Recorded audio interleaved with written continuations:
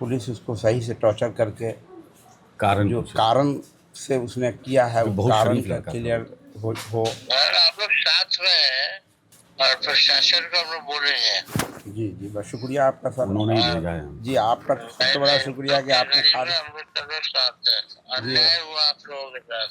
जी व्यवसाय हुआ, कारी साहब को बता दीजिए हम लोग साथ हैं, है ना। जी जी चिंता जी मत कीजिए, जी लड़ाई लड़ता है। जी।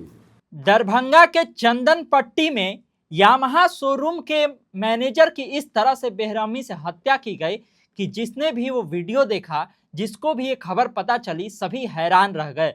और अब तेजस्वी यादव भी खुद कॉल कर करके उस पीड़ित परिवार से बातचीत कर रहे हैं। तेजस्वी यादव बात करके उन लोगों को ढाढ़स बंधा रहे हैं और कह रहे हैं कि इस दुख की घड़ी में हम आपके साथ हैं। दरअसल चंदन पट्टी जो कि दरभंगा में है, वहां पर यामाहा का एक शोरूम था और उसके मैनेजर थे फैज अहमद। उनके शोरूम में एक व्यक्ति घुसता है और रड और कैंची से बार बार फैज अहमद पर हमला करता है, जिसमें फैज अहमद की मौत हो जाती है और इसके बाद वहां पर हंगामा मच जाता है।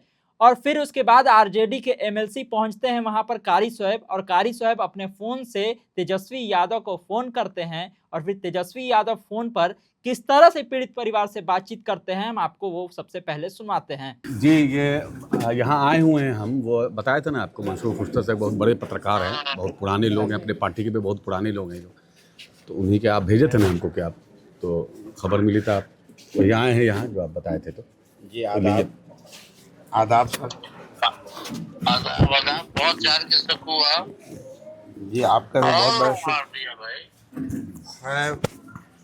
उसी मैंने दरभंगा शहर का ही रहने वाला है वो, और उसने ही ऐसा किया है जो सीसीटीवी कैमरा में आया, और उसके बाद पुलिस ने उसको अरेस्ट किया है। अरेस्ट हो जाएगा। जी, अरेस्ट हो गया है। अब यह है शरीफ कि लड़का था, तो बताइए। अब यह है सर, आप लोगों से दरखास्त के पुलिस उसको सही से टॉर्चर करके कारण जो पूछे। कारण से उसने किया है वो बहुत कारण शरीफ का लड़का था क्लियर हो। और आप लोग साथ में हैं और प्रशासन को हम लोग बोलेंगे। जी जी, बस शुक्रिया आपका सर। उन्होंने ही भेजा है हमको। जी, आपका सबसे बड़ा शुक्रिया कि आपने कैटेगरी में खाली। हम लोग सब लोग साथ हैं। अन्याय हुआ आप लोगों के साथ। जी, आपने कारी साहब को भेजा, इस बात का भी शुक्रिया। आपने कम से कम मेरे बुरे वक्त में साथ रहे, यही आपका बाहर बहुत से बड़ा हमको है। कहे कि आप भेजिए। जी, तो हम लोग का फर्ज है। जी व्यवसाय हुआ, कारी साहब को बता दीजिए हम लोग साथ हैं, है ना। जी जी चिंता जी मत कीजिए, जी लड़ाई लड़ता है। जी।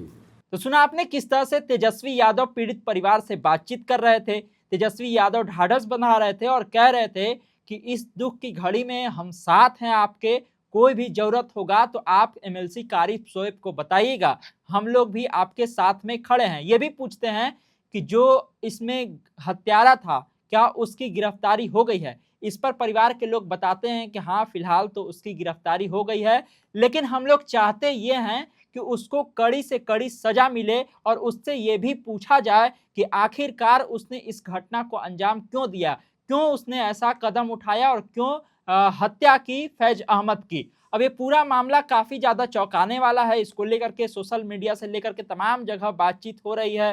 फैज अहमद एक यामाहा का शोरूम चलाते थे और वो अपने शोरूम के अंदर ही वो बैठे हुए थे। एक वीडियो भी बहुत तेजी से वायरल हुआ, हालांकि वीडियो इतना दर्दनाक है कि हम आपको दिखा नहीं सकते हैं।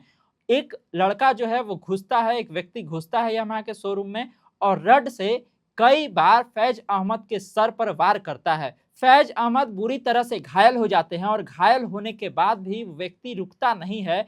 जो हमला करने आया था वो कैंची निकालता है और कैंची से फैज अहमद के छाती पर कई बार हमला करता है, जिससे कि फैज अहमद की मौत हो जाती है। पुलिस लगातार इस मामले में छानबीन कर रही है। हालांकि जो व्यक्ति ने हमला किया था उसको पुलिस ने गिरफ्तार कर लिया है और उससे पूछताछ चल रही है, लेकिन उस परिवार के लिए बहुत ही दुखद घटना है और उस पूरे इलाके में इसको लेकर के हंगामा भी हुआ था। लोग सड़कों पर उतर गए थे और कड़ी कार्रवाई की मांग भी कर रहे थे। इन सब के बीच में तेजस्वी यादव ने किस तरह से परिवार से बातचीत की है। आरजेडी के एमएलसी कारी शोएब भी वहां पर पहुंचे थे और वो भी परिवार वालों से मिले। परिवार वाले काफी रोते बिलखते हुए भी दिख रहे थे। अब देखना होगा कि इस पूरे मामले में क्या कोई कड़ी कार्रवाई होती है, जो हत्यारा है उस पर क्या कुछ एक्शन होता है, और तेजस्वी यादव ने जब ढाढ़स बंधाया है तो उसका भी कोई परिणाम देखने के लिए मिलेगा कि नहीं। आपको क्या लगता है कमेंट बॉक्स में अपनी राय बताइएगा। तमाम सारे अपडेट के लिए आप इस तरह खबर पॉइंट से जुड़े रहिए। यूट्यूब पर देख रहे हैं हमारे चैनल को सब्सक्राइब कर लीजिए, फेसबुक देख रहे हैं फेसबुक पेज को लाइक कर लीजिए। धन्यवाद, नमस्कार।